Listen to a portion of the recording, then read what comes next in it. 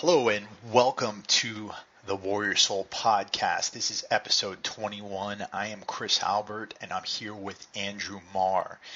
And we just had an absolutely amazing interview with Dr. Anthony Beck. If you don't know who Dr. Beck is, Dr. Beck's been working with elite performers for a long time. He's coached a lot of world champion Spartan race athletes.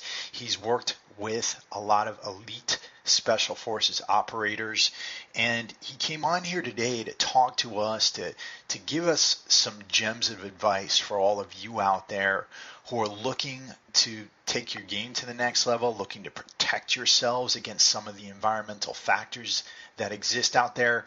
And we got a lot of tips for all you military folks, those of you who are still in and those of you who've gotten out, just on improving yourself, improving your life by knowing your body a little bit better. What'd you think of the episode, Andrew?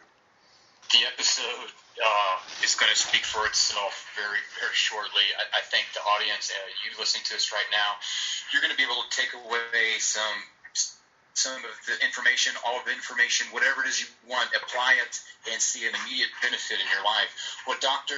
Beck is renowned for is identifying things at an individual basis, on an individual level, that are blocking us up. And he has a specific order of operations called the Balanced Protocol, where he looks at nutritional factors. He looks at stressors that are in your life, stressors via the light, air, sound, electromagnetic frequency, water, and food. And if you're thinking, well, what's the big deal about all of those things? How is that going to affect me positively or negatively? Listen on into the podcast. You're going to find some amazing information. And a side note, I first met Dr. Beck. Well, I first heard about him through the grapevine when I was still active being an operator. He was kind of a well-known guy that was able to help high-performing individuals perform at a higher level. And so that immediately piqued my interest and wanted to know what this guy was all about. Fast forward about a year later to, I think, about 2014, we were at a conference, a Special Operations Command conference, medical conference there in Tampa. And it assembled some of the who's who from the nonprofit world, who's who from alternative treatment modalities that were showing tremendous benefit and kind of being able to brief some of the command about what was working and why it was working. And that was my first exposure to Dr. Beck, because that's when he was briefing high-level officials at SOCOM and letting them have it, telling them how they were putting out a broken product and they were not looking to solve solutions. They were only looking to treat symptoms. And I was like, who is this guy? I love what he's saying. And turned out that was the famous Dr. Beck. And so you guys are really going to enjoy this podcast. Dr. Beck has a lot of energy, a lot of information, and I think, that is what's going to bleed out as you listen to it. Yeah, I think the big message here is that a lot of us who suffer from certain chronic ailments, we chalk it up to genetics, or we chalk it up to fate.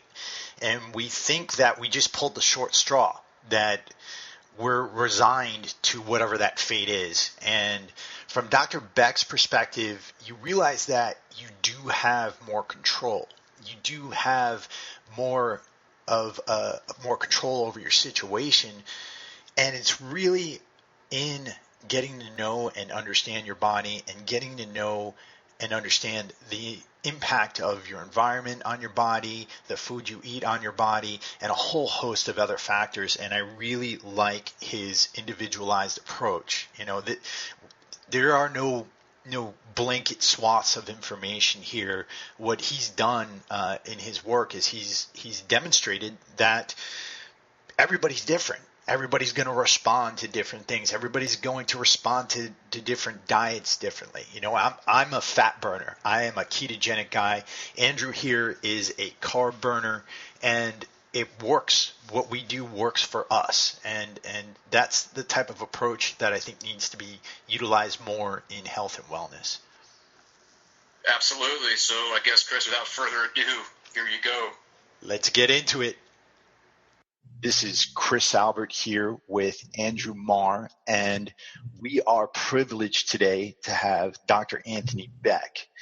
Dr. Beck works with elite Spartan athletes. He's a consultant for a number of elite operators in the special operations community, and he is a medical consultant for the Warrior Angels Foundation. He's also the designer of a product called Oral IV, which is some pretty awesome hydration technology that is really popular in the OCR community right now. Dr. Beck, welcome. Hey, man, what's happening, fellas? My brothers. Dr. Beck is actually hilarious, and we've been joking around for the past few minutes. Dr. Beck, I'm so impressed with your beatboxing ability.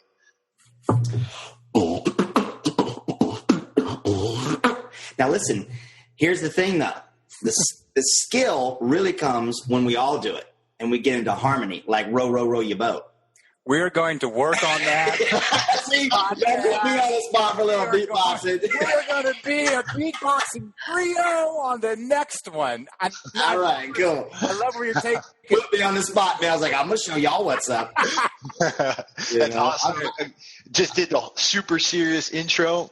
And then we bring in the beatboxing, and then Andrew puts the kibosh on it. It's okay. That's right.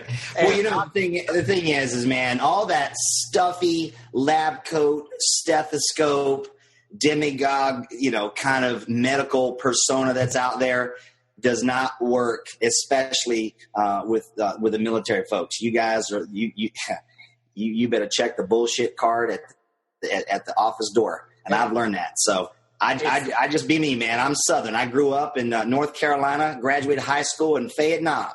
Yes, sir. Oh, nice. You sure did. And let me tell you, the second time I met Dr. Beck was in Fayetteville. For you guys that don't know what that is, that's Fayetteville, North Carolina. And we were going to visit the Special Forces, sniper and close quarters combat facilities there and get some demonstrations. And so we were there with some other nonprofits and some other players in that industry. It was kind of just like a thank you and a give back for the work that we've been doing. So we're getting picked up by a van. It's going to be a number of current operators, veteran operators, medical physicians, this, that, and the other. Dr. Beck's in the front seat. Me and my brother Adam get in there, and Beck is just dropping just bombs on people, making fun of people, letting them have it, talking about how stupid something is and this and that is. And I was like, this guy, my brother, is like, this guy's hilarious. Is he a SEAL? Is he a Green Beret? I'm like, no, that's one of the doctors. Oh, man. I just polish y'all's boots. I'm just a boot polisher, man. That's all I do. I serve. Yeah, so Dr. B was up there mixing it up, not worried about what anybody thought, and that's one of the many reasons I love him, because he's just authentic and real and has been inspirational in helping me to turn my life back around, and it's done through a very, I don't want to call it simple, but evidence-based process that he's come up with that is revolutionizing the way we look at health and wellness, which is the opposite of what the current system is pushing out, which is system predicated on sickness, And so, Dr. Beck, how did you get into kind of finding in your balanced protocol and getting that set up? Well, it kind of, I don't know how far to go back, but it was one of those kind of things to where, and I talk about this in a couple other venues, and I like to go back to, of course, my early childhood in North Carolina in Fayetteville and stuff like that, growing up around the military. My dad was in the Navy, things of that nature. And then Top Gun came out, and I'm like, oh, yeah, I'm going to be a Navy pilot. Right? And so I'm Tom Cruise, and you're Goose, though. That's how it goes. Hey, that's fine. I'll backseat to you anytime, man. I'll Rio it up. So I went to Old Dominion University. I was a ROTC boy. I was there in that program and did that for a year and a half, 2 years, and then I was like, man, I don't want to show up to drill all the time and do this kind of fun stuff. And then I talked to the Marine major who was there, and he's like, Beck, I got a better program, but it's on the download. And he says, how would you like to just go to Quantico over the summers? And I was like, Semper Fi. What do I do? so I switched over to Marine Corps option and stuff like that. And that lasted about another year and a half until this blonde-haired, blue-eyed chick just walked up into my apartment down in Virginia Beach. And that changed everything, right? So I was up for service selection 6 months out, and I was going to, fly me some Hornets, and I was all down for the count. But, boy, had to change my mojo. So with that, changed my course of education and stuff like that. So I had to say, well, man, where do I need to go from there? Well, I put myself through college working in food and beverage management. So I was a chef, worked at Virginia Beach Resort and Conference Center and the Cavalier Hotel, that kind of fun stuff down there. And I used to cater the SEAL team reunions and stuff over there and help them with that over there at Little Creek. So I love the military kind of thing, but I wasn't going to be able to serve because my new chica wasn't down for that plan. She grew up in Virginia Beach and how the place turned into a ghost town. Different times of deployments. I said, I know how that is. That's how Fayetteville was when the 82nd got out of there. So I had all this stuff. I'm like, what do I do? And I was like, well, you know what? I love fitness. Because hanging out with you guys and training and doing the O courses and that kind of fun stuff. And I'm like, well, I switched over. So I opted into, sports med, exercise, phys, study. And so I said, well, I'm going to go there. But then even with that was still a little too goofy. So through various iterations, I said, well, my last year at Old Dominion, I got rear-ended. And my back went out of place. And so my mom, she was a little bit of a Fruity Biscuits, metaphysical, Edgar Cayce Foundation, Virginia Beach, Shirley MacLaine, and, UFOs in the mountains of Sedona kind of chick. May she rest in peace. I love my mama. And the thing about it is I was like, oh, man. She goes, well, here, you got to go to this chiropractor. So I went to this chiropractor, and I cannot remember the doctor's name, but she was every bit of 6'2", 210, big lady. She put me on that drop-down table and pow, just put it all back to love. And I was like, huh. Now, that's what I'm talking about. But I said, you know what? And didn't want to. So I started getting these kind of things. And then my mom, her health and her story and stuff. I'm like, well, I didn't really want to do that whole, hospital thing and stuff of that nature. So then I kind of went through my educational thing through, training in naturopathy and oriental medicine and all kinds of fun stuff, and on to functional medicine. So big iteration that took my life story through knowing that there's got to be a systemized approach. There has to be a way to, okay, what's the mission? How do we gather the intel? How do we apply that? How do we build the teams? How do we develop systems? Everybody's got their MOS. We all know what we got to do, but everybody knows. And so I just really started thinking of the body in that fashion. And then I was like, okay, well, food's got to come into play, but then there's some structural components that has to come into play. And then there's some environmental components that come into play. And I was like, well, medicine, at large doesn't have that. So I didn't go that traditional route. But even through, training through that I've gone through professionally through different medical schools and stuff, I still realize that it really came down to a very limited framing of what was going on. It was very pathogenesis as opposed to salutogenesis, or where does, health come from? And I realized no one's studying healthy people and saying, hey, what are you doing? They're always waiting for it's a sick person or something broke, and then you name it, blame it, claim it, and tame it. So I started to think, well, there's got to be a way to figure this out. Let's recognize some patterns. So after seeing thousands of patients, I began to see these patterns unfold. And it kind of set what I call the order of operations of how we should go through things. Because out there, even and I'm not an alternative medicine guy, right? But in the different terms that are out there, they will really use a different approach, but it's really kind of the same approach, right? So in other words, I say the medicine cabinet is different. So people go, oh man, I don't want the antibiotics and the steroids and the psychotropics and all that other kind of fun stuff, but I want to do some herbs and homeopathics and vitamins. Well, you're still treating a disease. You're still treating something that really doesn't exist. It's based upon a checklist. And so when I really put my mind to the person and what made them uniquely you, right?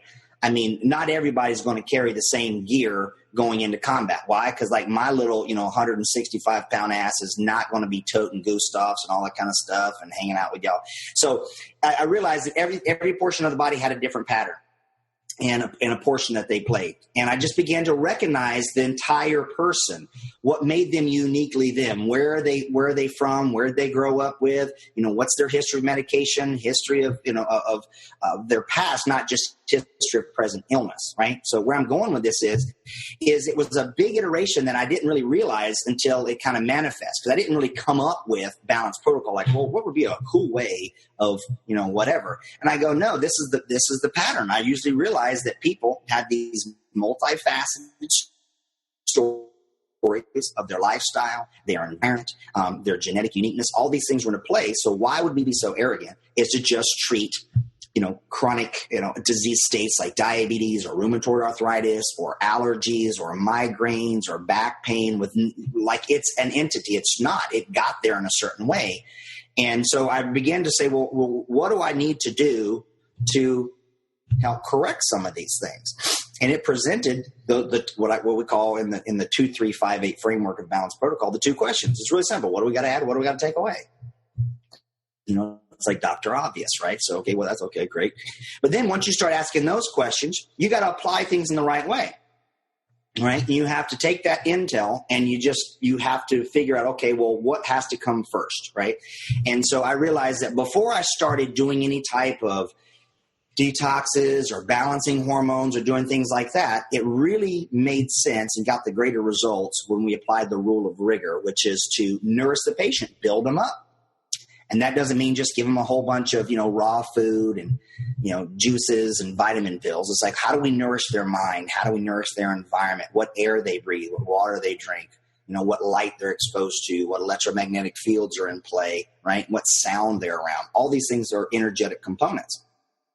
So it set the pathway. But then I said, okay, well, I know what questions to ask. I know what kind of things to go through, what order to apply them. But what are we looking for? And I said, well, we can really simplify things down to causes of disease to really only a handful, literally 5 things. Nutrient deficiencies, right? We know that B12 can create all kinds of problems, from fatigue to neurological problems. So could a whole bunch of other nutrients, right? Heck, a zinc deficiency can do it. A B6 deficiency can do that. But then the number 2 are stressors. These are energetic components from the environment, right? So we know air, we use it to generate electricity and energy because it's energy. Light is energy. Water is energy because, those are 3 forms of power generation. So they are energy. Food and electromagnetic fields. So all these things are stressors on a person. A stressor, not stress, not just, 99 problems, but, drill sergeant ain't one. So the thing about it is you got to think in the situation where, it comes down to stressors. That's part of the thing. Then there's microbes. We've all known that microbes, they cause disease, right? Neurological symptoms and fatigue and different things like that. Same as a nutrient deficiency. We know allergens, number 4, those can lend to disease when you lose tolerance to certain molecules in the environment. And then lastly, toxins, all the way from, heavy metals, that little lovely, gas cocktail you guys breathe on a regular basis. I learned that when I was in freaking Reigns 38. That was crazy. All those heavy metals, and they disrupt stuff. So those 5 things of nutrient deficiency, stressors, microbes, allergens, and toxins, all diseases, every single one of them, is going to be caused by one or multiple of those things. That's it. So, that created those 5 pathways. Those 5 pathways, Dr. Beck, we're saying all these other symptoms we can trace back to one of those 5 areas in your work. That's exactly right. Now, people say, well, what about inflammation? Well, inflammation caused by what? A nutrient deficiency, a stressor, a microbe, an allergen, or a toxin. You got to go deeper. When we talk about the vernacular root cause, most people are really kind of stuck in the trunk, not really down in the soil. We got to go deeper. And people say, well, what about genetics? And I go, genes are not your destiny. They just get information from the outside environment. That's all they are. Right. You can't just go on, well, it runs in the family. It seems like there's a lot of people out there in the fitness / wellness community who take one of these things and they make them their flag. And correct. It's nutrient deficiency, or it's microbes, or it's allergens. And so it's refreshing to see this done in a complete package. Right. But I'm noticing here is that you have toxins last, and I see a lot of people do a detox is one of the first things they do, and that so many people are marketing detoxes as a product. What's your take on this, and why is it last in your protocol? That's a fabulous question, because in the 2-3-5-8 framework, the 3 stands for the 3 phases, which are nourish, balance, purify. So deep purification, detox, it is necessary. Oh, absolutely. But one of the things you have to realize is that, number one, the body detoxes all the damn time, constantly. Think about it. We have tears, we have boogers, we have earwax, we have sweat, we have pee, we have poop, we have vaginal secretions, right? All kinds of ways. Well, whatever your plumbing is. My point is, all we do is just excrete. We're just trying to constantly get rid of stuff, boogers and mucus and everything like that. So the body can do it. But here's the key, though. It's all nutrient dependent. In detoxification, we really have what's called phase 1 and phase 2. There's a phase 3, but I won't get into that rabbit hole tumble. But phase 1 is governed by something called cytochromes, the cytochrome P450s. These are hardwired, genetically influenced enzymes, okay? Cytochrome P450s. They're called P450s because their maximum absorption of light is at 450 nanometers, which is a very cool clue when it comes to diseases, but we'll maybe tickle on that later. But the thing is the cytochromes are nutrient dependent. If they don't have nutrients, they can't do their job, right? It's like you guys putting a weapon in my hand and saying, okay, you pull the trigger and bang, and something comes out the end and you can do something. And I go, well, there's a big difference between my skills versus y'all's skills, right? So you can't just put the same equipment in there and expect it to work without all the auxiliary things that work it into it, okay?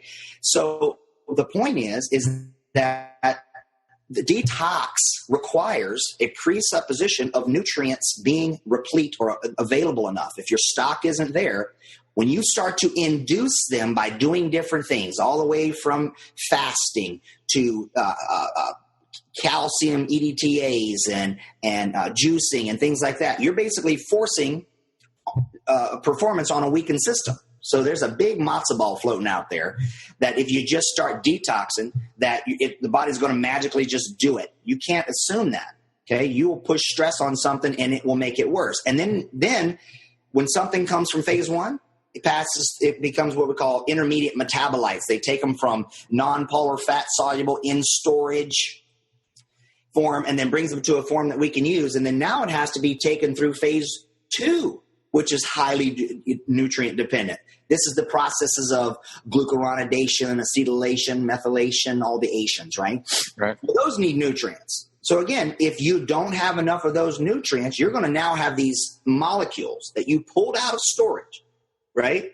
And go, it's like remodeling the house, and you go, oh man, I'm just going to start tearing out some drywall and some lath board and throw all that stuff. And you know, your wife's like, well, hold on a second, honey, did you arrange for a garbage pickup in the front, one of those dumpsters? Like, oh no, I just got to tearing out. Well, then now you have to move it again, and you create more problems when you start doing detox. So the reason I'm using these examples is because I want people to understand that detox is important. The body does it all the time. If you're going to induce it, especially in a person who has health complaints, they're already weakened.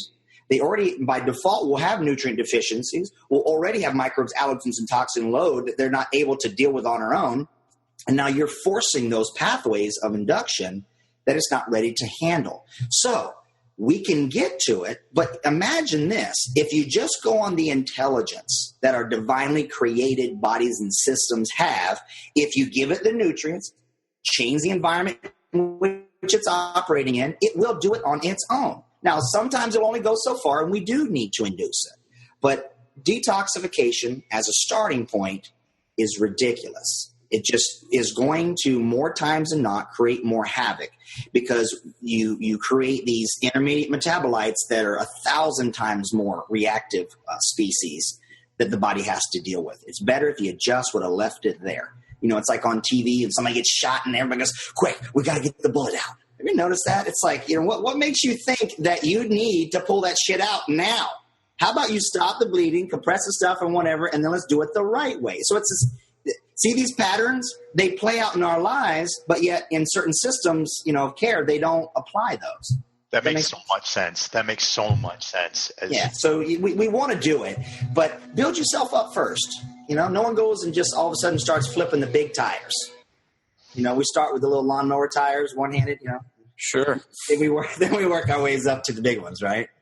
Especially like shot putting and stuff. That's kind of where I met Dr. Beck. I was doing everything I thought that I could do positive in my life, but I was still having a lot of issues. Like I couldn't understand. I was gaining weight, and I'm eating the ketogenic diet, and I'm lifting how I've always lifted, but all of a sudden, I can't understand what's going on. I'm having problems with energy. And so that's when I started to understand what he was really preaching, and starting with nutrition. And we had to look at an individualized approach to realize, what, the ketogenic diet is neither good or bad. But for me right now, with the way my system is reacting, it's not good for me. So based on lab analysis, we know we need to go in a different direction.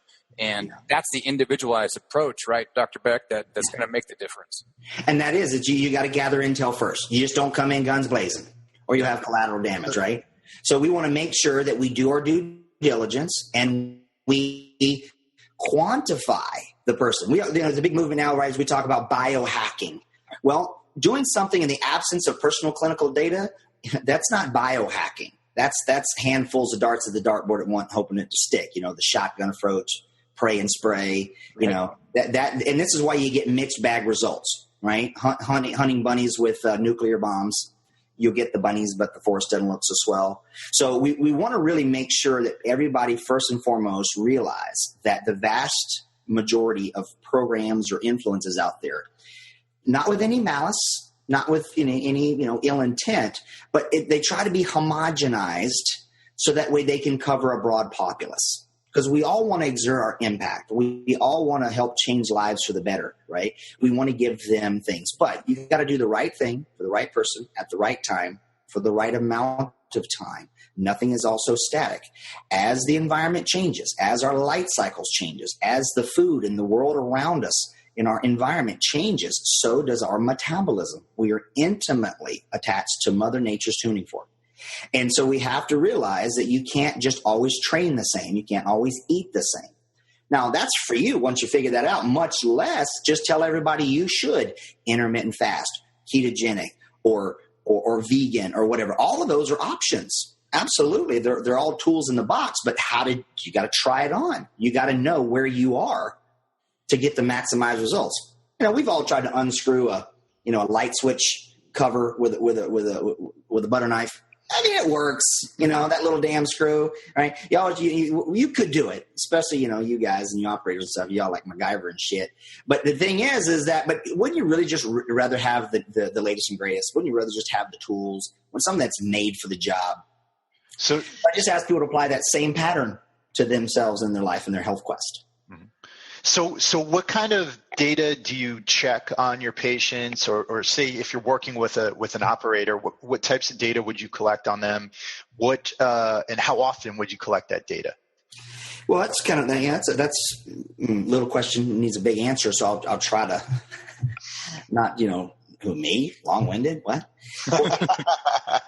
Yeah, just laugh in my face, guys. Appreciate it. 10 words or less. 10 words or less. No, the thing is what we want to do is there is a certain assessment, right? Just like there's basic training. You got to understand that this is how you tie your boots. This is how you put on your stuff. This is called a rifle. This is a round. You start off with some, and you build from there, right? You got to be, everything is a didactic way. So there is a certain biological terrain that we need to assess up front. Now, we know that we all need to eat. And sticking with the pattern of nourishment, well, you want to assess that. Well, you got to realize if we're going to use quote unquote food as medicine, you better know how the body relates to food. So one of the first things we want to do is know what your metabolic type is. Yes, it's a true premise. There's tons of data to support that, and I've used it tens of thousands of times, and it's actually clear. Now you can do it through questionnaire, you can do it through different, urine metabolites. You can even do it through the hair. I choose to use it with hair.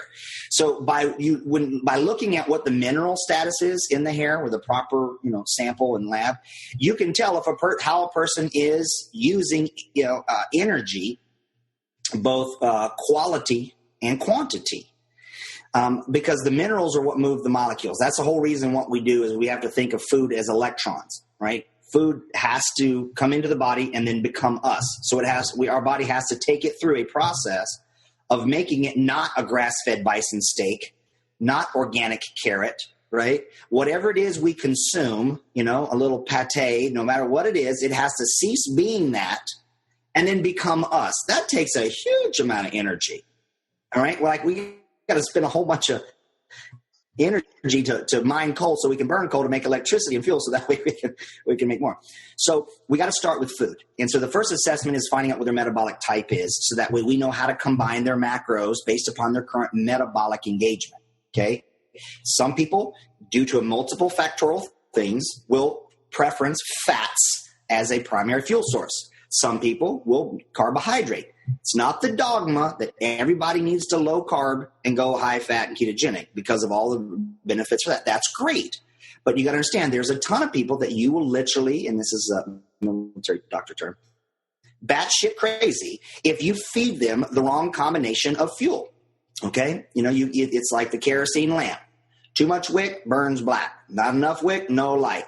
Dial it in perfect, burns clean. How can the same fuel have two different outcomes? Because you change the environment and how it's mixed, right? Mm-hmm.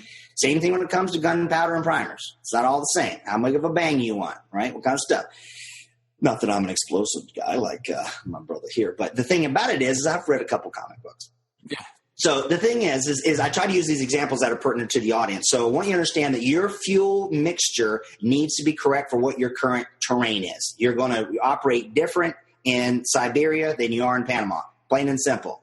Okay, so you got to know that. So I do that by here. So question number one. Number two, then now we're starting to put food in. Well, we can't presuppose that everything that is organic, grass-fed, blessed by the Dalai Lama, whatever, is healthful for you. Just like you can be reactive to the famous ones, which are kind of silly, gluten and eggs and dairy and citrus and nuts and all that kind of fun stuff, you can be just as immunologically loss of tolerance to avocado, to coconut, to turmeric, to hemp seed. Absolutely.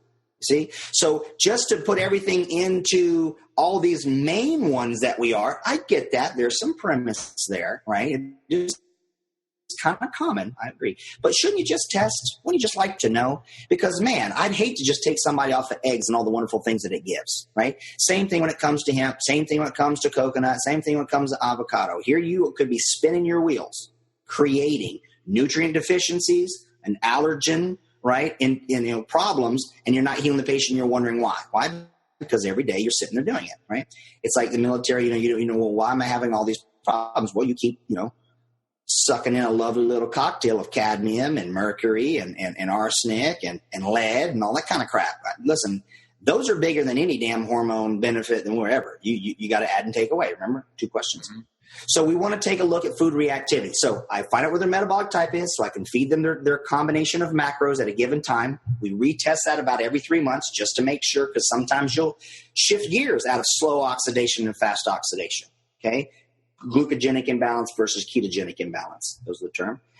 And then number 2, we want to make sure that we test for a very large battery of commonly consumed foods to make sure we're not in a case where we have immunological tolerance being lost to those foods. So that's where we start. Now that's the down and dirty of it. Of course, insurance doesn't pay for those 2, right? But they're relatively inexpensive. We're talking, sub $900 or about $1,000. But then we go deeper from there. So the first thing is when we want to concentrate on low barriers to entry. And feeding the patient and getting their nutrition. So that's the thing of it. People go, well, what about all these other tests like, urine organic acids and SpectraCell and RBC minerals and things like that? Well, that's all well and good.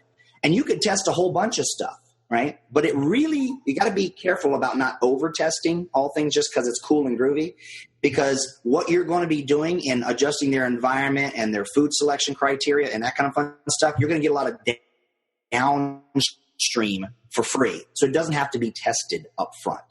Does that make sense? Absolutely. So I like to add that in whenever I get that question, because, man, we can over quantify. So it comes back to balance, making sure we're looking at the right things at the right time for the right person, but not overly doing it. Right. Dr. Beck, there's so much information that I want to get to the listeners through your balanced protocol, and I want to take it all in step. But today, with what we were able to do, what you ever helped me realize was the environmental factors in my house that I had no idea was serving as a detriment, not only to myself, but my family, via light, via air, via water, via non-native electromagnetic frequencies. Can we just touch on those real quick and talk about some ways that we can offset that right now to make some improvements, some general improvements in our lives? Oh, absolutely. And that is what it is. It really all boils down to the environment. Again, let's go back to this thing I want to keep driving home is pattern recognition, right? You can take a human and you can put them in a loving environment and they're going to thrive. You put them in a non-loving environment and they're going to want to go blow things up for people because that's what they were taught. You can put somebody into a racial situation and they're going to learn to hate. You're going to put them in a loving thing. It's going to be a different thing. So we are a byproduct of our environment, right? Our experiences determine our perceptions. Perceptions govern behavior. And that applies as above, it is below. So same thing for the body. We have to realize that we are a byproduct of our environment, taking in information and energetics. And that starts with all 6 of the environmental inputs, which is air, water, light, sound, non-native EMF, and food. It's all information. It's all frequency. It's all vibration. It's all light. Now, light is a separate category, but when it all comes down to it, that's what it is. It's information. We know that air is there. We don't have to see it, but it has information in it, right? All the way from good stuff, right, to sea breeze, ionic, minerals and stuff like that, and microbiomic stuff. But then it also has mycotoxins, right, from mold. It's also got heavy metals from, sending, rounds down range, right? So air is a component. Same thing in your house. Breathing in microbes and bugs and things like that. Your body has to deal with it. That's why we have boogers. Right? I mean, so we shouldn't eat those, just to clarify. Yeah, so no booger consumption. Okay. Right? So which goes into, of course, now, making sure that you keep your air clean and fresh, air out the house, open up the windows. I don't care what temperature it is. Get your oxat up, right? Clear out that carbon monoxide, clear out the radon, let it breathe, man. We all feel, when we take our drawers off, we let it breathe. It all feels good. Your cells in your body needs that too. So then the next thing is don't drink your pee. I don't care where you're at this, right? The point is, your water has to be clean and fresh and healthy. It is an informatic also, okay? Our bodies are nothing but DC electric current, right? Tuned to the Earth's frequency. And water is the shuttle for the movement of these electrons along with certain fatty acids and stuff. So your water has to be dead on balls healthy, right? Not electrocuted and alkalized, right? Not, just tap water because it says it's good, not through a Brita filter, not the little one on your refrigerator. You got to take the crap out of it, man, because remember what we do. We poop and pee in our water, send it to them, and they send it back to us. We can't assume that it's all coming out, okay? And the stuff that's in there, and it's not. So you want to hydrate the body, and you want to have good, fresh, clean, structured water because the body is an aqueous environment, not 75%, 99%. Right? Dr. Beck, what's the difference between structured and unstructured water for the audience if they might not know that? Well, structured water is basically water that's been organized. So that way, if you take a look at, we call water H2O, not H2O, it's H3O2. There's no molecule of H2O that exists by itself. It always comes with a homeboy, okay? It's got its battle buddies, and they all come together. Now, when they make the phalanx, right? If they march into combat in order and in structure, shields up, spears out, boom, far more powerful together. Water is the same way. If you have water organized and structured into clusters and organized, it can do its job of transferring of energy and being that dipole battery to the body. So when water is organized, and it can be done through electromagnetic fields, which is why non-native ones disrupt fluid metabolism in the body. It can be done by light. UV light organizes water, right? Why we don't want to electrocute it, right? You can push sound at a certain frequency and structure water. You can spin it with movement, and it can structure it because it's just based upon its atomic nature. So structured water is water that's been organized into a tighter, more organized lattice that allows it to do and perform its function better, right? So air, water, light. Now, that's the other big thing is light is huge. All life depends upon it, period. Right? Light is a huge spectrum all the way from, the left to the right. We just see the visible spectrum. That's like the distance of a hair compared to the height of your body, right? There's a lot of information in light, and those electrons come in and they signal our body to perform certain functions. It's called the photoelectric effect, right? Those electrons from the sun hit us and do different things. We need infrared light. We need UV light, right? We need all of those. But then we're in all these boxes, our houses, our cars, our work, and we have all this artificial spectrum of light. And people say, well, how can light really play? Well, light is information, right? We burn light to CDs, put information on it, transfer it to another machine, and it reads the same light and has the same story to tell. Isn't that amazing? So light is very powerful, and it signals us. So in this artificial blue light, 450 nanometer cell phone light that we're looking at through our iPads or our digital devices, and Lord help us. I'm going to go sidebar here, guys. This new virtual reality thing where people are taking your Samsung, I'll blow up Galaxy on your head, or your iPhone, and sticking it next to your frontal lobe with that light and then engaging all that. We're getting ready to really have the new tobacco like nobody's business. What a bunch of zombies. Right? It's crazy. So you got to be careful with light coming in the eyeballs, because it's going to tell your brain through the suprachiasmatic nucleus to do a whole bunch of stuff. It's all your clock genes. They all run on light. The other thing is your body sees it too. That's another surface. So then you got everybody putting those little Fitbits on and those little things like that with that little green light on the background sticking through and telling all their red blood cells what to do. Man, light, very powerful. It's principle. So then we got to get into sound. There's a lot of buzz and hums and noise, and little urchins running around the house. There's just noise. Like a little while ago, you probably heard my landscapers outside, mowing and stuff. That's all energy, explosions, boom, bouncing stuff up. How do explosions from the outside box the brain to cause it to bruise and have traumatic brain injuries? Well, because it's energy, damn it. So if you can have big ones, you can have prolonged little ones, like dropping Visine in someone's coffee, and you'll kill them slowly over time. So you can do it with a big dose or little doses over time. It can weaken things. So you got to have quiet time. Oh, see, did not feel good to hear me shut the hell up? That was beautiful. But no, we want you to keep going. Okay, I got you. But see, even little pauses like that energize us, just be quiet. We don't have to stare at a phone or do that kind of fun stuff. Just go and breathe. One question I had, Dr. Beck, because get the light. Sorry. Go ahead. One question I had was, and I want to get into the product Oral IV, and I want to get into asking you a bit more about water.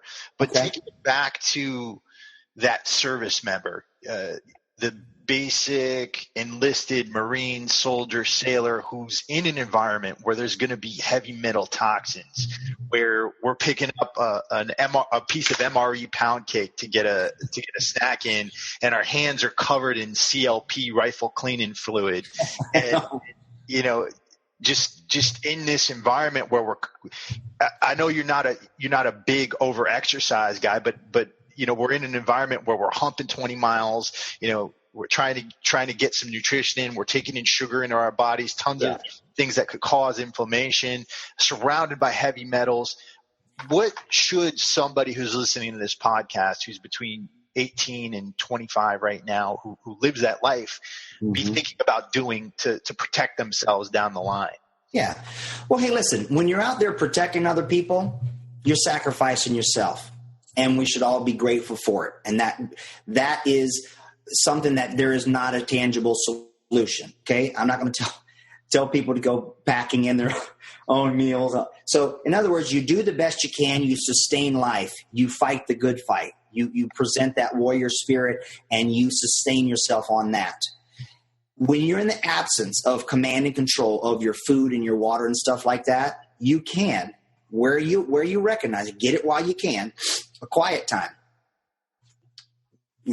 Hold your weapon up against your chest. Find you a little something to prop up against. Shift your helmet down and go quiet. I don't care if it's 5 minutes. You take that time. You breathe. You command and control your brain to go to thoughts of gratitude, thanksgiving, and love. And you know what you'll do? You will literally put on your internal armor. And it's amazingly renewing. We all know what a hug feels like. We don't have hugs that are 30 minutes. Well, you know. But the thing about it is exchanging infrared light in a hug and a caring and true embrace, you just gave each other light.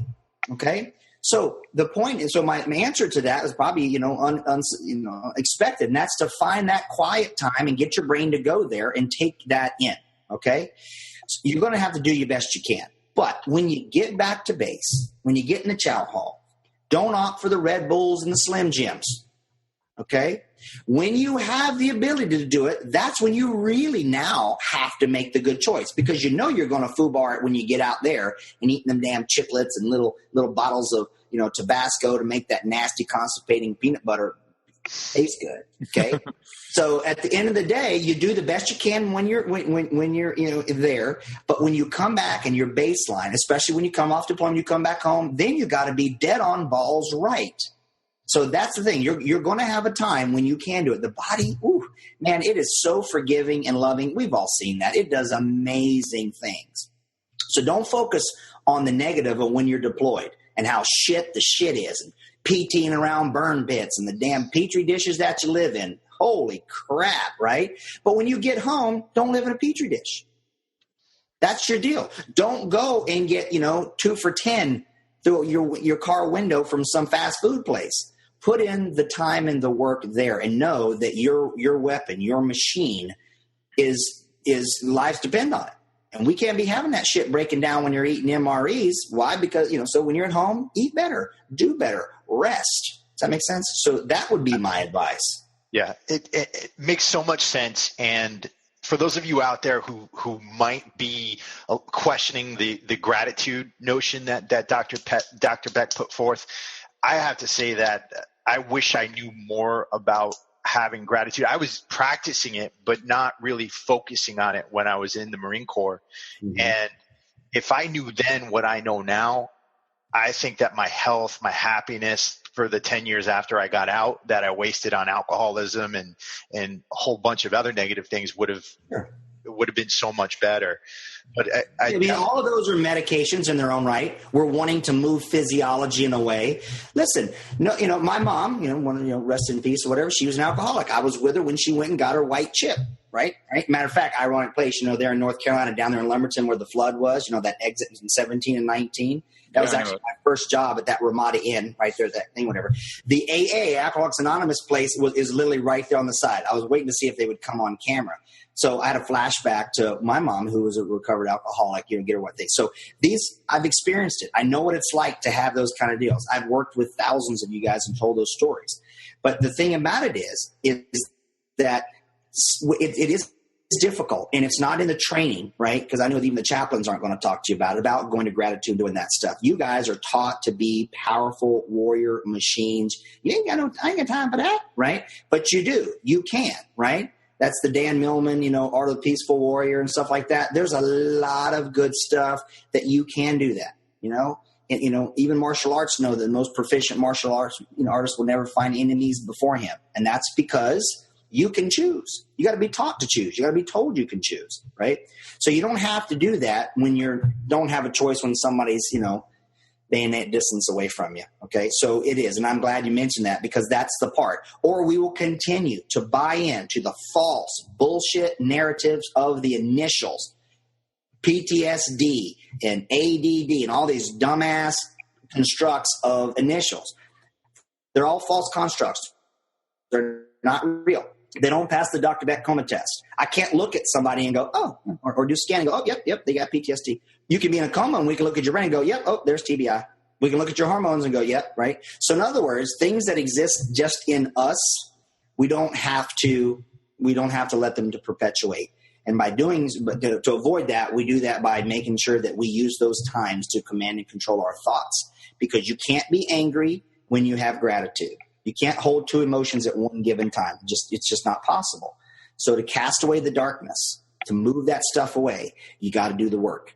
And one of the ways to do that, good old Tony Robbins, stuff is change your physiology, power posturing, trauma release exercises, hands up in victory position. Your body will do that. There's nobody who would ever see you, even people in the Special Olympics, they know to raise their hands up when they hit the tape across their chest, right? We all know it. It's intrinsic. It's just like we know how to cry. We know how to, suckle. It's all built in. We all know how to proclaim victory and make our bodies feel bigger. So if you want to feel that way, be that way. So there's all these techniques. My point is that you can make your environment far more nutritive that doesn't require any pill, potion, or powder or anybody's permission. You can do it on your own. You just got to know that it's okay. It doesn't make your pecker smaller. Doesn't. Okay. I'm living proof of that, Dr. Peck. So. I cannot verify that through quantification. Yeah, trust but verify, right? But Right. Everything that Dr. B is putting out here, I've now lived it and I've now walked it. And not only myself, but we've seen and put a number of other veterans through it. And the feedback that we get when somebody truly takes this into their life, when they truly understand the things that they have been deciding that's having a negative effect on their life, when they now have the power to recognize that and choose differently. This is the common thing that we hear. You saved my life. My life is so much more improved now. My wife loves to be around me. My kids can be around me. I'm working again. All these other things where they thought, they had this dis-ease. Well, it's no longer the case because looking at the whole person, putting these truths into action produces dramatic results. And again, not just my personal story. Dr. Beck's done it for thousands, and I've seen it firsthand with the veterans that we've been able to also allow him to get a hold of. And so, just internally grateful, Dr. Beck, for your knowledge, for your passion to help others, for your passion to educate, motivate, and inspire. It is inspiring. It's great. Well, I'm humbled to do it. This is my way of giving back because I bailed. That's why I had to tell my bail story. That is amazing. And, so many people out there have to understand that, we're told our genetics are almost like a death sentence or almost like we're marked by them for life. And I think that leads to a lot of us to believe that we have to deal with these things in a way that we can't ever control them. It's like they're imposed on us by the world. But I really like your approach to this, and I think that's absolutely amazing. Awesome. Well, on that note, a great place to dispel that narrative is Dr. Bruce Lipton's Biology of Belief. Breaks it down in scientific, non-woo-woo. Bust that all to heck, man. There is a biology of belief and what it actually does. It will blow your mind. So I want to make sure I always give good, credit where credit's due too for some of the masters that I've learned and trained with, and I can tell you that's a good one. And Dr. Beck, you have a digital course you're working on right now? Yeah. So what I decided to do with is force multiply. How do I do that? Because when I work one-on-one and do Skype calls and stuff like that with patients, there's only so much time in the day, right? And I could work more hours, but I'm practicing what I preach. I want to make sure I have spend time with my 3 daughters and my wife, who's 17 years younger than me. You. I know, right? Hey, that's what's awesome about the redo, man. That was the concluding story to the bailout. But the point is I want to live my life. I got to get grounded. I got to get naked outdoors. I got to get into my springs here in Florida. I got to get in the ocean and take in those microbiomes from the ocean, get them in my nose and my ears and get my sunburn like I did last week kiteboarding.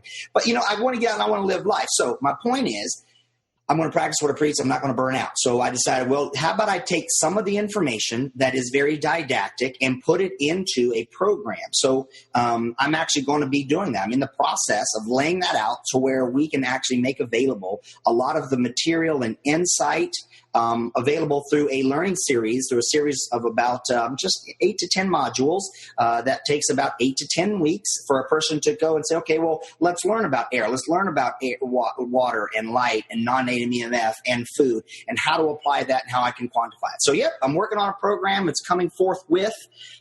It's going to be a really awesome tool for people to go back because, as you can tell, information overload, I talk real fast, and we don't always get it, especially if your brain's been boxed a couple times, and you're eating MREs and Slim Jims and Red Bulls. So you're not very ready to, receive it. So you can always go back to it. So that's going to be a fun endeavor. I appreciate you letting me talk. Dr. B, where can the audience find more information about you and the work that you're doing?